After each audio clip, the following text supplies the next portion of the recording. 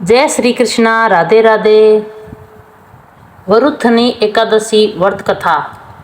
वरुथनी एकादशी का व्रत गुरुवार को रखा जा रहा है, इसलिए इसका फल कई गुना अधिक मिल सकता है। जाने वरुथनी एकादशी की संपूर्ण व्रत कथा। हिंदू पंचांग के अनुसार वैशाख माह के शुक्ल पक्ष की एकादशी तिथि को वरुथनी एकादशी के नाम से जानते हैं। इस एकादशी के दिन भगवान विष्णु की विधिवत पूजा करने के साथ व्रत रखने का विधान है। मान्यता है कि वरुथनी एकादशी का व्रत रखने से हर तरह के पापों से मुक्ति मिल जाती है और सुख सौभाग्य मिलने के साथ मोक्ष की प्राप्ति होती है। अगर आप भी वरुथनी एकादशी का व्रत रख रहे हैं तो पूजा करने के साथ मंत्र चालीसा का पाठ करने के बाद अंत में इस कथा को अवश्य पढ़ना चाहिए। ऐसा करने से आपको व्रत का संपूर्ण फल मिल सकता है। आइए जानते हैं वरुथनी एकादशी व्रत कथा। भगवान श्री कृष्ण ने स्वयं धर्मराज युधिष्ठिर से कहा, इस कथा को सुनाया था। प्राचीन काल की बात है। नर्मदा नदी के तट पर मानधाता नामक राजा राज्य करते थे। वह अत्यंत दानशील तथा तपस्वी थे।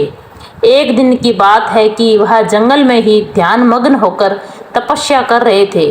तभी अचानक से वहां पर एक जंगली भालू आ गया और तपस्या में लीन राजा को पैर चबाने लगा। लेकिन राजा बिना किसी विघ्न के अपनी तपस्या में लीन रहे। कुछ देर बाद पैर चबाते चबाते जंगली भालू राजा को घसीट कर पास के जंगल में ले गया। राजा बहुत घबराया, मगर तापस धर्म अनुकूल उसने क्रोध और हिंसा न करके भगवान विष्णु से प्रार्थना की। करुण भाव से भगवान विष्णु को पुकारा। उसकी पुकार सुनकर भगवान श्री हरि विष्णु प्रकट हुए और उन्होंने चक्कर से भालू को मार डाला। राजा का पैर भालू पहले ही खा चुका था। इससे राजा बहुत ही शोकाकुल हुए।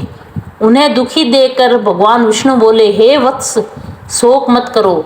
तुम मथुरा जाओ और वरुथनी एकादशी का व्रत रखकर मेरी वाराह अवतार मूर्ति की पूजा करो। उसके प्रभाव से पुनः सुदृढ़ अंगों वाले हो जाओगे। इस भालू ने तुम्हें जो काटा है, यह तुम्हारे पूर्व जन्म का अपराध था। भगवान की आज्ञा मानकर वह राजा मानधाता ने मथुरा जाकर श्रद्धापूर्वक वरुथनी एकादशी का व्रत किया।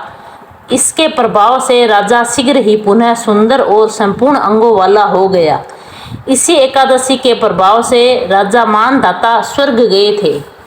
जो भी व्यक्ति भय से पीड़ित है, उसे वरुथनी एकादशी का व्रत रखकर भगवान विष्णु का स्मरण करना चाहिए।